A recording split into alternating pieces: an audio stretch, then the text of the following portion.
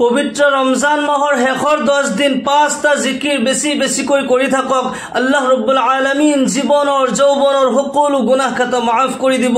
এই 5টা জিকিৰৰ ইমানে ফজিলত হয় আল্লাহৰ নবী জনাব মুহাম্মদুৰ ৰাসূলুল্লাহ সাল্লাল্লাহু আলাইহি ওয়াসাল্লামে এই 5টা জিকিৰ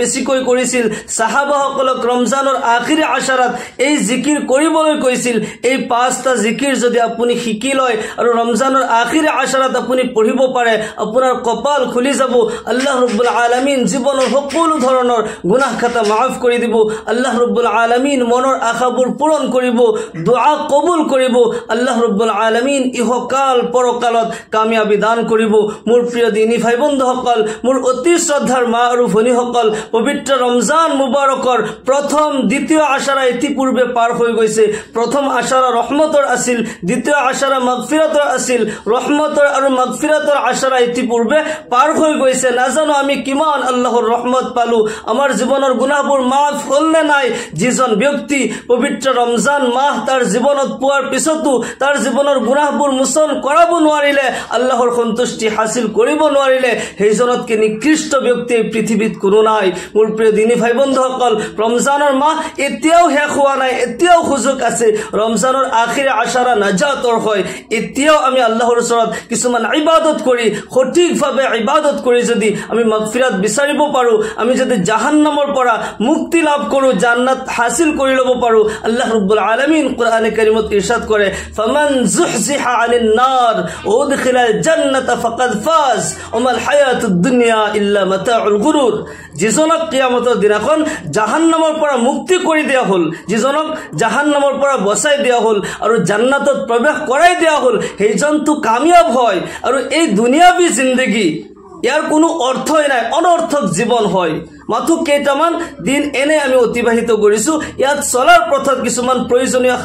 সামগ্ৰী কিছুমান বস্তু প্ৰয়োজন হয় এইখিনি দুনিয়াতে শেষ হৈ যায় আসল সম্পত্তি হেতু যিটো নেকি আমি পৰকালৰ কাৰণে কৰিম মোৰ প্ৰিয় দিনী ভাই বন্ধুসকল এই পবিত্ৰ ৰমজান মাহৰ প্ৰতিটি নেক আমলৰ বদলা আল্লাহ ৰাব্বুল আলামিন 70 গুণকৈ বঢ়াই দিয়ে সুবহানাল্লাহ আল্লাহ ৰাব্বুল আলামিন কিমান দয়াবান হয় আমাৰ প্ৰতি কিমান মেহেৰবান হয় এটা মাহ আমাক দান কৰিছে ৰমজানৰ মাহ শেষ হ'বলৈ হৈছে নাজানো আমি কেনেকৈ ইবাদত কৰিলো আমাৰ প্ৰতি আল্লাহ তাআলা ৰাজি খুশি হ'ল নে নাই আমাৰ জীৱনৰ গুনাহবোৰ মাফ হ'ল নে নাই এতিয়াও সময় শেষ হোৱা নাই আমি গোটেই দিন ৰোজা ৰাখি ৰাতি তাৰাবিৰ নামাজ পঢ়ি ইয়াৰ মাজত যেতিয়া আমি সময় পাওঁ এই তসবিহাত সমূহ পঢ়ো এই জিকিৰ সমূহ পঢ়ো আল্লাহৰ ওচৰত দোয়া কৰো কান্দি দোয়া কৰো আল্লাহ ৰাব্বুল আলামিনে কয় হে মোৰ বান্দাসকল হে মোৰ বান্দিসকল লা তাকনাতু মিৰ ৰাহমাতিল্লাহ তোমালোকে যিমানে গুনাহ নকৰা কিয় জমিনৰ পৰা আৰম্ভ কৰি আকাশ পৰ্যন্ত যদি এই গোটেই পৃথিৱী গুনাহ কৰি পাপ কৰি তুমি ভৰপুৰ কৰি দিয়া আৰু মোৰ ওচৰত আহা তওবা কৰা মই তোমাৰ জীৱনৰ গুনাহ কাটাবোৰ মাফ কৰি দিম তোমালোক মোৰ ৰহমতৰ পৰা নিৰাশ নহবা লা তাকনাতু মিৰ ৰাহমাতিল্লাহ তুমি গুনাহ কৰি এই কথা কোনোদিন তুমি চিন্তা নকৰিবা যে মই আল্লাহৰ ৰহমতৰ পৰা বঞ্চিত হৈ গলো মোৰ ৰহমতৰ পৰা নিৰাশ নহবা মোৰ ৰহমতৰ আশা কৰি মোৰ ওচৰত আহা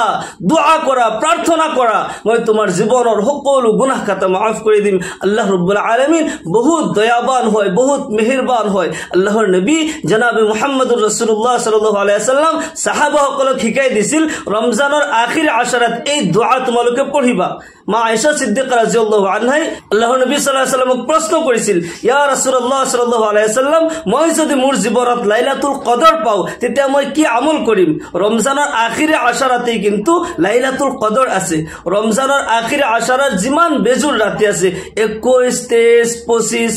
27 আৰু 29 এই বেজুৰ ৰাতি সমূহত লাইলাতুল কদৰ আছে মা আয়েশা সিদ্দিকা ৰাদিয়াল্লাহু আনহা প্ৰশ্ন কৰিছিল ইয়া ৰাসূলুল্লাহ সাল্লাল্লাহু আলাইহি ওয়াসাল্লাম মই যদি সবে কদৰ পাও মই কি আমল কৰিম আল্লাহৰ নবী সাল্লাল্লাহু আলাইহি ওয়াসাল্লামে কয় তুমি কবা আল্লাহুম্মা ইন্নাকা আফুউন কারীম তুহিব্বুল আফওয়া ফাআফু আন্নী অন্য রিওয়ায়াতত আহিছে আল্লাহুম্মা ইন্নাকা আফুউন তুহিব্বুল আফওয়া ফাআফু আন্নী আল্লাহুম্মা ইন্নাকা আফুউন তুহিব্বুল আফওয়া ফাআফু আন্নী রমজান ৰমজানৰ আখিৰ আশাৰত বেছি বেছিকৈ এই দোয়া পঢ়ি থাকিব লাগে এই দোয়া বেছি বেছিকৈ পঢ়ি থাকিলে আল্লাহ ৰাব্বুল আলামিন জীৱনৰ গুনাহ খাতাবোৰ মাফ কৰি দিয়ে মকবুলিয়াত দান কৰে দোয়া কবুল কৰে দুই নম্বৰত যেটো জিকিৰ আপুনি বেছি বেছিকৈ কৰিব হেয়া হৈছে ইস্তিগফাৰ যিকোনো ইস্তিগফাৰ যদি আপুনি পঢ়ি থাকে আল্লাহ ৰাব্বুল আলামিন আপোনাক পাঁচটা পুৰস্কাৰ দান কৰিব এক নম্বৰত জীৱনৰ গুনাহ খাতাবোৰ মাফ কৰি দিব দুই নম্বৰত আল্লাহ ৰাব্বুল আলামিন ধন সম্পত্তি দান কৰিব তিনি নম্বৰত আল্লাহ তাআলা নেক সন্তান দান কৰিব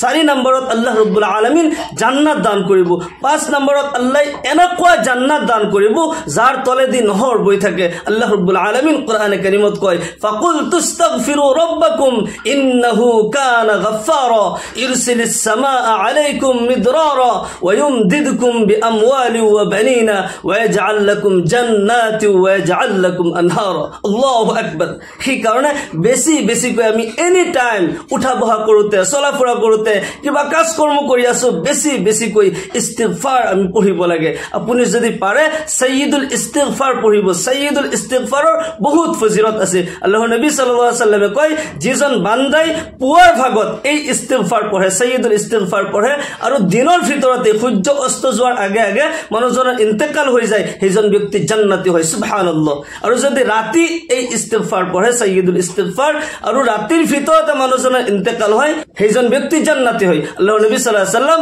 সাহাবাসকলক শিকাই দিয়ে এই ইস্তিগফার আল্লাহুম্মা ইন্নী আসআলুকা বিআন্নী আশহাদু আন্নাকা আনতাল্লাহু লা ইলাহা ইল্লা আনতা খলাকতানি ওয়া আনা আবদুকা ওয়া আনা আলা আহদিকা ওয়া ওয়া'দিকা মাস্তাতা'তু আউযু বিকা মিন শাররি মা সানা'তু আবু'ু লাকা বিনি'মাতিকা আলাইয়া ওয়া আবু'ু লাকা বিযামবি ফাগফিরলি ফাইন্নাহু লা ইয়াগফিরুয যুনুবা ইল্লা আনতা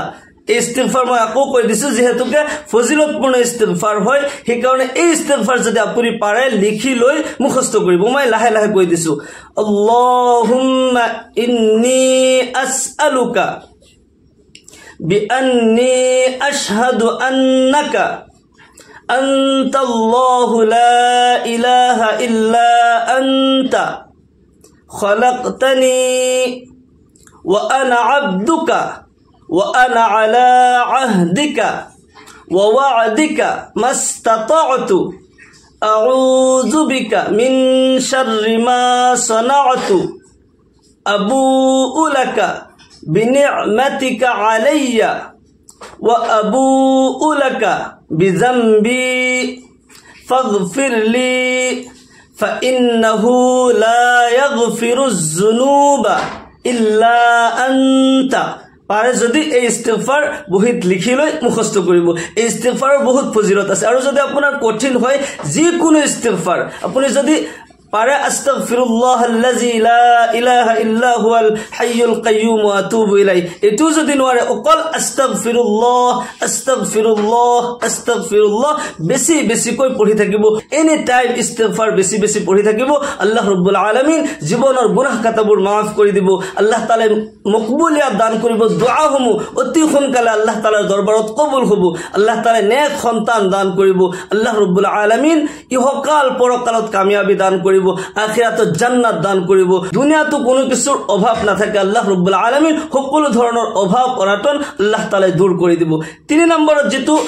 জিকিৰ আপুনি কৰিব হেয়া হৈছে জনাবে মুহাম্মদুৰ ৰাসূলুল্লাহ সাল্লাল্লাহু আলাইহি ওয়াসাল্লামৰ ওপৰত বেছি বেছি কৈ দুৰূদ শৰীফ পাঠ কৰি থাকিব আপুনি যদি এবাৰ দুৰূদ শৰীফ পাঠ কৰে এবাৰ দুৰূদ শৰীফ পাঠ কৰাৰ লগে লগে আল্লাহ তাআলাই তিনিটা পুৰস্কাৰ দি দিব 10টা ৰহমত অৱতীৰ্ণ কৰিব 10টা গুনাহ maaf কৰি দিব আল্লাহৰ আদালতত 10টা মৰ্যাদা বুলন্দ কৰি দিব আৰু এয়া হৈছে মাহে ৰমজান ৰমজান মাহৰ প্ৰত্যেক নেক আমলৰ বদলা 70 গুণ আল্লাহ তাআলাই বঢ়াই দিয়ে 10ত আল্লাহ ৰাব্বুল আলামিনে 700 গুনাহ maaf কৰি দিব 700 ৰহমত অবতীৰ্ণ কৰিব 700 মৰ্যাদা আল্লাহ ৰাব্বুল আলামিনৰ আদালতত বুলন্দ কৰি দিব যদি আপুনি ৰমজান মাহত এবাৰ দুৰূদ শৰীফ পাঠ কৰে সেই কাৰণে আপুনি বেছি বেছি কৈ দুৰূদ শৰীফ পাঠ কৰিব যে কোনো আমলৰ পূৰ্বে যদি আপুনি দুৰূদ শৰীফ পাঠ কৰে আল্লাহ ৰাব্বুল আলামিন সেই আমল সোনকালে কবুল কৰে আপুনি যদি আপোনাৰ জীৱনত বেছি বেছি কৈ দুৰূদ শৰীফ পাঠ কৰে আল্লাহৰ নবী জনাবে মুহাম্মদুৰ ৰাসূলুল্লাহ সাল্লাল্লাহু আলাইহি ওয়াসাল্লামে কয় মোৰ যিসকল উম্মতে মোৰ ওপৰত বেছি বেছি দুৰূদ শৰীফ পাঠ কৰে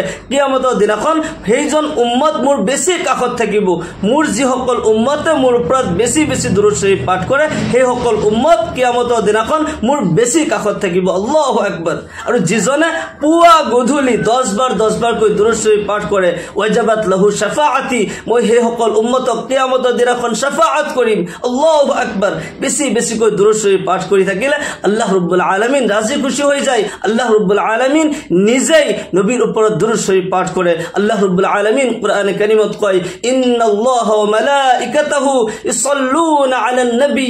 ইয়া আইয়ুহাল্লাযীনা আমানু সাল্লু আলাইহি ওয়া সাল্লিমু তাসলিমা নিশ্চয় আল্লাহ আৰু তেওঁৰ ফেৰেশতাসকলে নবী কৰিম সাল্লাল্লাহু আলাইহি ওয়াসাল্লামৰ ওপৰত দুৰুদ শৰীফ পাঠ কৰে আল্লাহ তাআলা বিশ্বৰ মানৱ জাতিক কয় হে মুমিন সকল হে মুছলমান সকল সি সকলে মোৰ ওপৰত ঈমান আনিছা মোৰ ৰাসূলৰ ওপৰত ঈমান আনিছা সাল্লু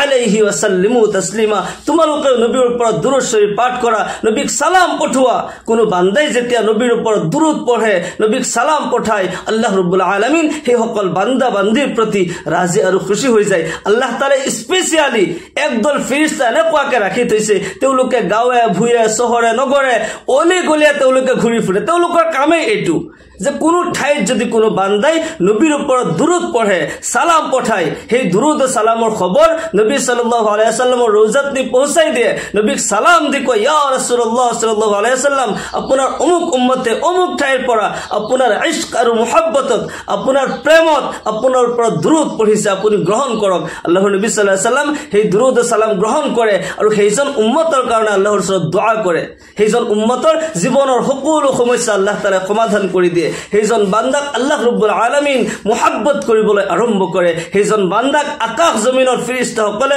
মুহাব্বত কৰিবলৈ আৰম্ভ কৰে সুবহানাল্লাহি বিহামদিহি সেই কাৰণে বেছি বেছিকৈ অধিক পৰিমাণে আমি দুৰুদ শৰীফ পাঠ কৰি থাকিব লাগে বেছি বেছিকৈ দুৰুদ শৰীফ পাঠ কৰিলে ইহকালতো কামিয়াবি পৰকালতো কামিয়াবি হয় আল্লাহ আৰু আল্লাহৰ ৰাসূল আমাৰ প্ৰতি ৰাজি আৰু খুশি হৈ যাব 4 নম্বৰত যেটো জিকিৰ আপুনি বেছি বেছিকৈ কৰিব হেয়া হৈছে সুবহানাল্লাহি ওয়া বিহামদিহি সুবহানাল্লাহিল আযীম সুবহানাল্লাহি ওয়া বিহামদিহি সুবহানাল্লাহিল আযীম এই কলিমা পঢ়োতে বহুত সহজ কিন্তু মিজানত বহুত গধুৰ হয় এই কলিমা আল্লাহ ৰাব্বুল আলামিনৰ বহুত প্ৰিয় হয় যদিও পঢ়োতে বহুত সহজ জুবানত বহুত হালকা হয় বহুত পাতল হয় কিন্তু মিজানত পাল্লাত বহুত ভারী হয় আল্লাহ রাব্বুল আলামিনের বহুত প্রিয় এই কলিমা হয় সেই কারণে বেশি বেশিকৈ এই কলিমা পড়ি থাকিব সুবহানাল্লাহি ওয়া বিহামদিহি সুবহানাল্লাহিল আযীম সুবহানাল্লাহি ওয়া বিহামদিহি সুবহানাল্লাহিল আযীম অধিক পরিমাণে রমজানের আখিরে আশারা হয় বেশি বেশিকৈ এই কলিমা আপনি পড়ি থাকিব 5 নম্বৰত যেটো জিকিৰ বেছি বেছিকৈ কৰিব হেয়া হৈছে ইয়া ৰহমান ইয়া আল্লাহ ইয়া ৰহমান ইয়া আল্লাহ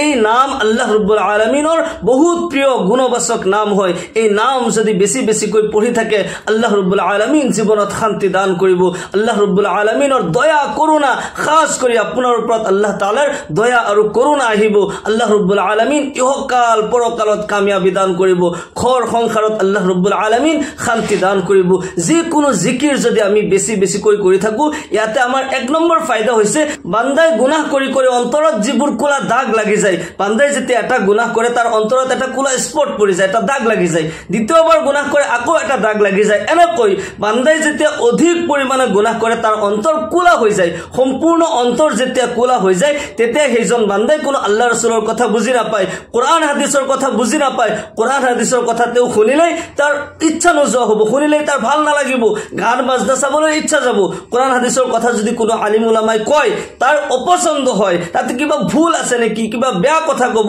সেইবোৰ শুনিবলৈ ইচ্ছা নকৰে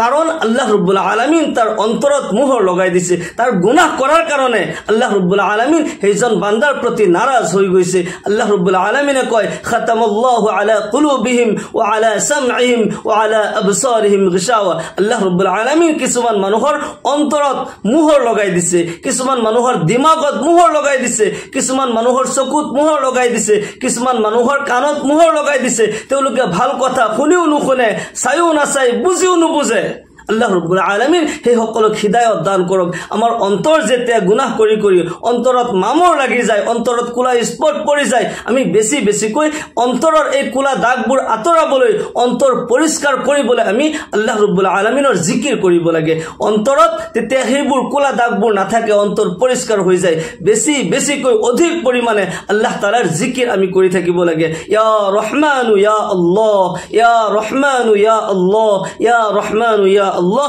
অধিক পৰিমাণে আপুনি যেতিয়াই মনত পৰে এই জিকিৰ কৰি থাকিব আল্লাহ ৰাব্বুল আলামিন আপোনাৰ অন্তৰটো পৰিষ্কাৰ কৰিবই আল্লাহ তাআলা আপোনাৰ প্ৰতি মেহেৰবান হৈ যাব দয়াবান হৈ যাব জীৱনৰ সকলো সমস্যা সমাধান কৰি দিব গুনাহ খাতাবোৰ মাফ কৰি দিব এই পাঁচটা জিকিৰ ৰমজানৰ আখিৰ আশাৰাত বেছি বেছিকৈ কৰি থাকক আল্লাহ ৰাব্বুল আলামিন ৰমজানৰ আখিৰ আশাৰাত আমাক বেছি বেছিকৈ আল্লাহৰ ইবাদত কৰি আল্লাহৰ সন্তুষ্টি হাসিল করার তৌফিক দান করুক সকলে আল্লাহুম্মা আমিন ওয়া আখিরু দাওয়ানা আলহামদুলিল্লাহি রাব্বিল আলামিন আসসালামু আলাইকুম ওয়া রাহমাতুল্লাহি ওয়া বারাকাতুহু।